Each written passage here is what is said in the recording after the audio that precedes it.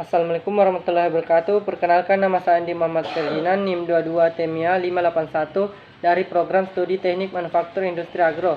Di sini saya akan menjelaskan sedikit mengenai penjelasan bahan bukan logam. 1. Keramik. Keramik merupakan jenis produk yang dibuat dengan bahan utama tanah liat yang dibentuk dan dibakar dengan suhu 600 derajat Celcius hingga lebih dari 1300 derajat Celcius, sehingga terjadi perubahan sifat tanah liat menjadi lebih kuat. Keramik sudah dikenal sejak zaman Neolitikum. Sejumlah penemuan purbakala seperti pecahan kecil tembikar di Bukit Kulit Kerang, Sumatera menjadi bukti keberadaan keramik di masa lampau. Awalnya keramik hanya dibuat untuk membuat tembikar dan peralatan rumah tangga, namun penggunaan keramik kini semakin luas dengan adanya paduan dengan unsur logam dan bukan logam. Saat ini keramik banyak digunakan sebagai bahan pembuat busi, isolator listrik, dan alat baku alat cetak. Keramik mampu dipakai pada temperatur tinggi. Keramik dapat dibedakan menjadi keramik tradisional dan keramik industri. Keramik tradisional menjadi bahan pembuatan cangkir, ubin, tembok, dan roda gerinda, sedangkan keramik industri dimanfaatkan sebagai bahan pembuat turbin, komponen otomotif, dan pesawat ruang angkasa. Material dasar keramik yang paling tua adalah lempung.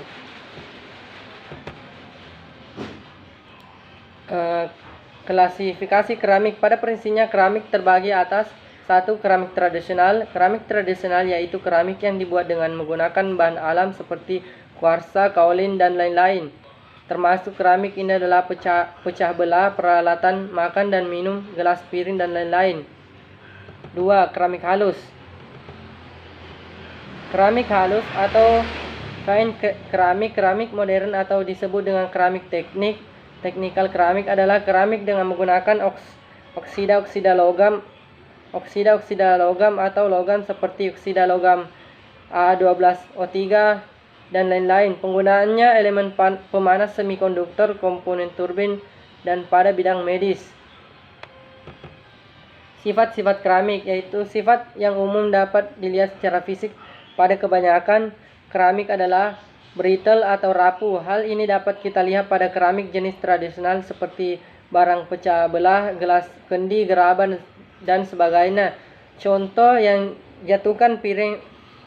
ketika piring dijatuhkan akan mudah pecah, walaupun sifat ini tidak terlalu berlaku pada jenis keramik tertentu, terutama keramik hasil sintering.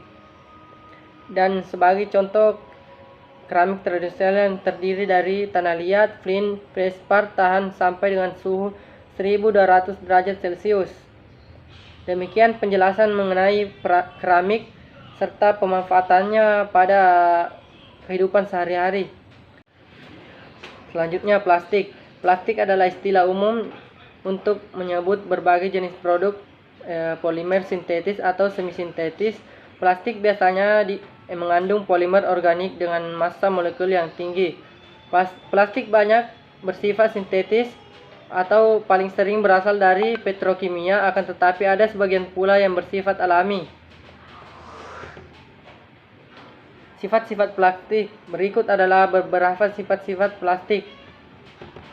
Yang pertama adalah tidak tembus air, mudah dibentuk atau dicetak, tidak mudah pecah, lentur, tembus pandang, dan isolator.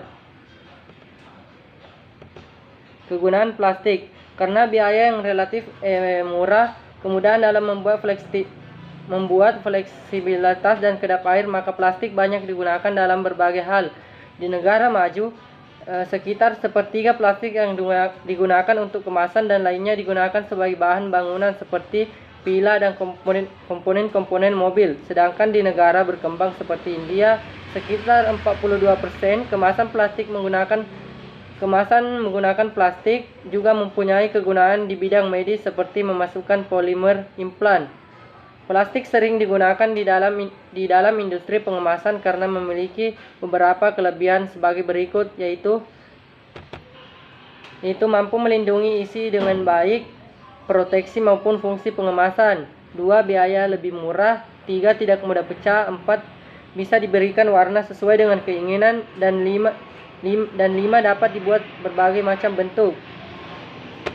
Jenis-jenis plastik adalah yang satu polyester PS digunakan pada serat dan tekstil, dua polyethylene template PET digunakan pada botol minuman berkarbonasi, botol selai kacang, plastik dan lain-lain. Berikut adalah penjelasan dari plastik. Selanjutnya yaitu komposit. Pengertian komposit. Komposit adalah suatu material yang terbentuk dari kombinasi dua atau lebih material yang mempunyai sifat mekanik lebih kuat dari material pembentuknya. Komposit terdiri dari dua bagian, yaitu matriks sebagai pengikat atau pelindung komposit dan filler sebagai pengisi komposit. Komposit penguat serat alam maupun buatan merupakan jenis komposit yang banyak dikembangkan guna menjadi bahan alternatif pengganti logam. Komposit jenis-jenis komposit yaitu satu komposit serat atau fibrous compositors,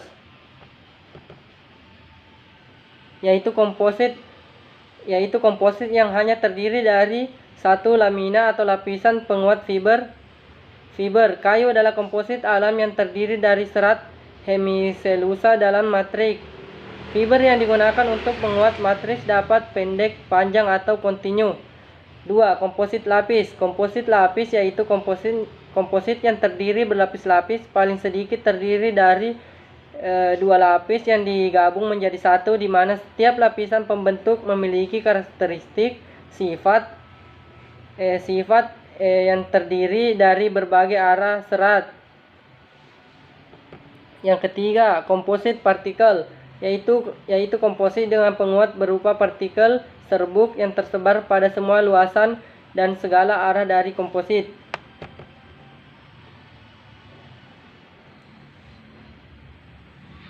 Bahan penguat atau reinforcement. Pada umumnya komposit terdiri dari dua bahan material pokok, yakni penguat reinforcement dan matrik. Reinforcement adalah bahan yang komposit yang berfungsi sebagai penopang utama kekuatan dari komposit tersebut.